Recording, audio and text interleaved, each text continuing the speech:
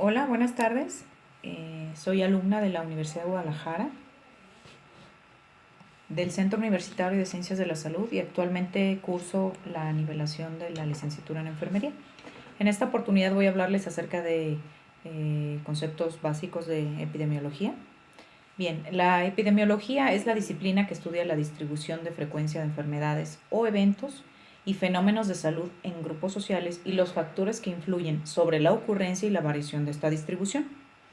John Snow es considerado el padre de la epidemiología. Fue un médico británico que perteneció al Colegio Real de Cirujanos y fue reconocido por su empeñoso trabajo en el año de 1854, identificando un brote de cólera, así como la causa que lo produjo, dando así origen al entendimiento de la importancia de determinar la fuente que propicia las enfermedades, así como los factores intrínsecos, extrínsecos, geográficos, etcétera, que predisponen su aparición, tanto como la frecuencia y los factores que se consideran más vulnerables. La Organización Mundial de la Salud describe la epidemiología como el estudio de la distribución y los determinantes de estados o eventos relacionados con la salud y la aplicación de estos estudios al control de las enfermedades y de otros problemas de salud. También hace referencia a que existen diversos métodos para llevar a cabo investigaciones epidemiológicas, ya que si bien es cierto que ésta se basa primordialmente en la observación, también es cierto que se apoya en instrumentos y herramientas para obtener la información y el respaldo suficiente, ya que en algunos casos tomará tiempo el identificar y determinar los factores etiológicos que son predisponentes. Hay que tomar en cuenta los siguientes rubros: la vigilancia, los estudios descriptivos, que estos se utilizan para analizar la distribución, los estudios analíticos, que estos a su vez permiten analizar los factores determinantes. ¿Cuáles son los usos que se le da a la epidemiología? Bueno, nos sirve para determinar factores de riesgo, para identificar las etiologías, para determinar la extensión de las enfermedades en la comunidad. ¿Cuáles son los alcances que tiene? Bueno, dado que la epidemiología evalúa no solo al huésped, sino al agente etiológico, al medio ambiente que rodea al huésped, bueno, estos determinantes en conjunto permiten evaluar las circunstancias en las que se desarrolla la enfermedad, así como las condiciones intrínsecas que presenta el individuo y que lo presentan como candidato para padecer dicha enfermedad, reiterando la importancia de este rubro, ya que habrá de considerarse que aún reuniendo todas las características geográficas, de medio ambiente, genéticas, hereditarias, metabólicas, etcétera, representan un factor importante y adicional. Se debe de considerar la enfermedad, el agente, el huésped, el medio ambiente. Es de suma importancia valorar el impacto de la enfermedad, que esto da como resultado la planificación de servicios sanitarios, la programación de los profesionales sanitarios, se identifican grupos vulnerables y también permite identificar factores que se modifican y que no se modifican. Evalúa medidas preventivas, obtiene bases para conseguir normas sanitarias, incluso legislaciones. ¿Cuáles son las limitaciones? Bueno, aunque se pueda determinar la extensión de la enfermedad en la comunidad, siempre habrá factores intrínsecos, incluso genéticos, que impidan que se pueda realizar al 100%, ya que son factores que no se pueden determinar inmediatamente ni a simple vista. Se debe de tomar en cuenta que cualquiera que sea el diseño seleccionado, experimental u observacional, aún así aunque aún así se haga con una pulcritud técnica, siempre va a haber posibilidades o potenciales limitaciones de que se pueda distorsionar el entendimiento de las relaciones causales detectadas. El método científico es el método que representa por excelencia la forma correcta, seriada y con procesos específicos para que se lleve a cabo una investigación o una comparación científica. Método se deriva de los vocablos griegos meta, que significa a lo largo, y yodos, que significa camino, de tal forma que lo podemos definir como la manera ordenada o la manera de ordenar una actividad hacia un fin o para conseguir un propósito. El método científico como tal es un conjunto de pasos seriados, con un propósito basado en una premisa. Están de la mano el conocimiento científico, el método científico y la investigación científica, y que cuentan con características especiales que lo van a diferenciar de otros procesos. Número 1, puede ser verificable. Número 2, tiene un razonamiento riguroso y número 3, tiene una observación rigurosa. Entonces se puede decir que el método científico necesita cumplir con una sucesión de pasos en los que se pretende comprobar la hipótesis propuesta, descubrir nuevos conocimientos o bien analizar los que ya se han propuesto anteriormente. Es importante mencionar que el método científico no pretende demostrar verdades siempre, sino más bien a través de sus pasos ir descubriendo ya sea lo que anteriormente se ha planteado o bien encontrar hallazgos. No es infalible, no es autosuficiente, ya que se va perfeccionando conforme aplica sus etapas. Necesariamente va de la mano con los conocimientos previos, ya que es pues en lo que se basa el estudio, y además realizar varias hipótesis que se acerquen al objetivo. Se debe de tomar en cuenta que el método científico apoya la realización de una investigación y que existen diferentes tipos de investigación, por lo cual habrá de elegir la que mejor represente al objeto que se pretende estudiar. Hay 3 formas, una es la descriptiva. Esta no tiene hipótesis explícitas, puesto que las van mencionando conforme se van apareciendo. La analítica, en este caso, se pueden hacer comparativas o estudios de control. Y en la experimental, en este caso, se seleccionan ya grupos de una forma aleatoria para que puedan ser comparados. Con respecto al método epidemiológico, bueno, definitivamente la epidemiología es una ciencia que se encuentra en constante evolución. Mientras que se enfocó mucho tiempo en estudiar enfermedades infecciosas, ahora es bien sabido que su estudio abarca enfermedades infecciosas, no infecciosas, incluso enfermedades crónicas. Y es cierto que las enfermedades se desencadenan a raíz de la presencia de microorganismos patógenos. También se ha contemplado en el último siglo que es necesario estudiar causas geográficas, genéticas y de otras categorías que pueden desencadenar también enfermedad, para así poder identificar al individuo o la comunidad que pueda ser vulnerable. El objetivo del método epidemiológico es entonces evaluar las condiciones que resulten vulnerables para la adquisición de ciertas patologías, desde microorganismos patógenos hasta las propias deficiencias alimentarias, higiénicas, genéticas, etcétera, de los individuos y la comunidad que están propensos a padecerlas. ¿Cuáles son las etapas del método epidemiológico? Bien, tenemos la observación, la hipótesis, la validación de la hipótesis, la conclusión y la elaboración de nuevas hipótesis. Es necesario, evidentemente, conocer la historia natural de la enfermedad, la observación es de suprema importancia y el seguimiento de los casos para determinar los posibles factores de riesgo en el individuo y la población, y así poder establecer estrategias de prevención y control, partiendo de la premisa que si la enfermedad es prevenible o curable, o bien evaluar estrategias de prevención. En cuanto al método clínico, este representa en sí mismo un estudio científico o un método científico, con la diferencia que en lugar de hacer investigaciones en el laboratorio, se hacen directamente con el paciente, es decir, en la atención individual al enfermo. Como dice Fernández a Casas, es un método científico de la ciencia clínica. El hecho de ser un método invita a realizar actividades específicas a fin de conseguir un propósito, que en este caso, pues bien, sería recabar información necesaria para, después de estudiarla, emitir un veredicto, es decir, un diagnóstico en este caso, siempre tomando al paciente como una unidad biopsicosocial. ¿Cuáles son las etapas del método clínico? Bien, formular el problema, que esto es la alteración de la salud de la persona. Información primaria que se obtiene mediante el interrogatorio y el examen físico. La formulación de la hipótesis, que se puede decir que es el diagnóstico presuntivo o provisional. La otra es comprobar o negar las hipótesis, esto se realiza mediante los exámenes complementarios o bien mediante la evolución del paciente. La otra es la exposición de los resultados. La otra, instituir la terapéutica que se le determina al paciente, y la exposición y evaluación de los resultados finales. Ahora voy a hablarles acerca de las mediciones que podemos encontrar en epidemiología. Una de ellas es la proporción. Se denomina proporción a una razón tal que el valor del numerador está incluido en el denominador.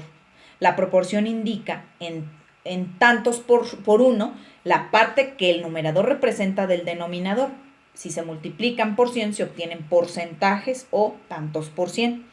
Las tasas expresan la dinámica de un suceso en una población a lo largo del tiempo. La magnitud del cambio de una variable, que puede ser la enfermedad o la muerte, por unidad de cambio de otra, que usualmente es el tiempo, en relación con el tamaño de la población que se encuentra en riesgo de experimentar determinado suceso. La incidencia indica la frecuencia con la que ocurren nuevos eventos. La mortalidad es un dato que permite establecer el número de muertes que se presentan en una determinada población en un determinado tiempo. La prevalencia es la proporción de la población que padece la enfermedad en estudio en un momento dado. Algunas de las variables epidemiológicas representan atributos o características de los eventos, de las personas o de los grupos que están en estudio. Cambian de una situación a otra o de un tiempo a otro, por lo que pueden tomar diversos valores. Gracias a eso se determinan variables. El tiempo, bueno, la identificación de los eventos que ocurren antes o después de un incremento en la tasa de enfermedad también permiten identificar los factores de riesgo, ya que algunos padecimientos ocurren ya sea en cierta estación del año, en un tiempo específico, entonces eso permite proteger a la población. El lugar, bien, la localización geográfica de los problemas de salud es fundamental para conocer su extensión y la velocidad con la que se diseminan, tomando en cuenta que la unidad geográfica representa cualquier parte que se vaya a estudiar, ya sea una calle, una colonia, en fin. En cuanto a la persona, hay características que se deben de tomar en cuenta, son importantes, tales como la edad, el género, el estado nutricional, los hábitos y las conductas, que en este caso podemos contemplar la ocupación, los estilos de vida de la persona, y la condición social, esto es, los ingresos que el paciente o la persona obtiene, el estado civil, la religión, etc. Esto va a permitir que identifiquemos la distribución de las enfermedades y los posibles grupos que se representen con factores de riesgo. El uso de estas variables va a permitir a la epidemiología la elaboración de modelos descriptivos, explicativos y predictivos sobre la dinámica de la salud poblacional. Con referencia a la causalidad, es un acontecimiento, circunstancia o característica que desempeña un papel importante en la producción de la enfermedad. Hay medidas asociadas a la causalidad que se determinan medidas de efecto. Estas medidas de efecto nos van a evaluar la fuerza de asociación entre la enfermedad y el factor predisponente, o bien el factor que puede desarrollar la enfermedad. Las medidas relativas, o bien también denominadas riesgos relativos, son las incidencias en pacientes expuestos y pacientes no expuestos. Hay medidas que se utilizan para hacer estas determinaciones. Una de ellas puede ser el odds ratio, que se hace una pregunta importante que dice, ¿sobre qué riesgo hay que intervenir? Las medidas absolutas, a las que también se les denomina riesgo atribuible, estiman la proporción de eventos en el grupo que está expuesto que se pueden atribuir a la prevalencia del factor en exposición, que también se le denomina RAP, que significa el riesgo atribuible a la población. Existe otro test al que se le llama de Hensel para contrastar la igualdad del odds ratio entre las tablas de contingencia 2x2. Es una forma de evaluar la posible influencia que pueda tener sobre la relación entre esas variables cualitativas dicotómicas. ¿Qué quiere decir? Que además de ser una variable puede tener dos variables más sobre esa misma. Es decir, yo quiero evaluar una variable y dentro de esa variable agrego sexo y agrego edad. Y una tercera variable también cualitativa con los valores posibles. Existe otra medida que es el chi cuadrado. Esta prueba de chi cuadrado es una de hipótesis que compara la distribución observada entre los datos con una distribución esperada de los datos. Hay dos formas. Una que es la prueba de bondad de ajuste de chi cuadrada. En este caso se utiliza este análisis para probar que también una muestra de datos categóricos, es decir, que existen, que son, se ajustan a una distribución teórica, es decir, que ya existe. Y las pruebas de chi cuadrada de asociación e independencia. Estos cálculos, los cálculos para estas pruebas son iguales, pero la pregunta que se está tratando de contestar puede ser diferente. Otra de las medidas es la Q de Yale o Q de Yale. En esta medida, que es una medida simétrica de asociación, también se aplica a variables nominales y ordinales, dicotómicas, es decir, se puede utilizar con ambas variables y se aplica cuando hay dos o más variables con dos categorías, como mencionaba hace un rato, ya sea sexo y raza contra religión y creencias, o algo así, a la que también se le denomina tabla 2x2. ¿Cuál es la definición de caso? Se define como un caso a una persona identificada en la población o en el grupo que está bajo el estudio y que tiene una enfermedad, una alteración en el estado de salud o una condición que puede estar bajo investigación. Para identificar casos puede utilizarse una gran variedad de procedimientos. Por ejemplo, diagnósticos médicos individuales, registros y notificaciones, resúmenes de expedientes clínicos, encuestas de la población en general, tamizajes poblacionales, etcétera. Uno de los valores que nos ayudan a identificarlos son la sensibilidad y la especificidad. En cuanto a la sensibilidad, esta es la probabilidad de clasificar correctamente a un individuo enfermo, es decir, la probabilidad de que un sujeto o enfermo obtenga en la prueba un resultado positivo. La sensibilidad es entonces la capacidad que tiene esta prueba o este test para detectar la enfermedad. Sensibilidad. Y en cuanto a la especificidad, esta es la probabilidad de clasificar correctamente a un individuo sano, es decir, la probabilidad de que para un sujeto sano se obtenga un resultado negativo. En otras palabras, se puede definir a la especificidad como la capacidad para detectar a los sanos. Existe una clasificación internacional de enfermedades, conocida como CIE, que se define como un sistema de categorías a las cuales se les asignan entidades patológicas o morbosas de acuerdo con criterios establecidos previamente. El propósito de esta clasificación es permitir el registro sistemático, el análisis, la interpretación y la comparación de los datos de morbimortalidad recolectados en diferentes países, áreas, incluso en diferentes épocas para su posterior consulta. La CIE utiliza un código alfanumérico con una letra en la primera posición y números en la segunda, tercera y cuarta posición. El cuarto carácter sigue a un punto decimal. Los códigos posibles van, por lo tanto, de la A00.0 a la Z99.9.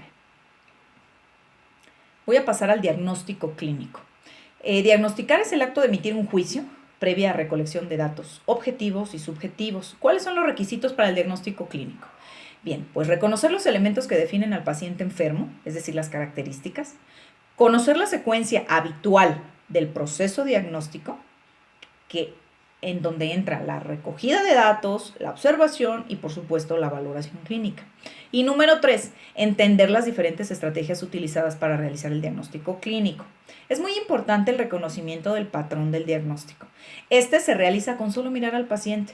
La comprensión inmediata de que la forma de presentación de un paciente corresponde a una descripción aprendida previamente, es decir, al patrón de la enfermedad.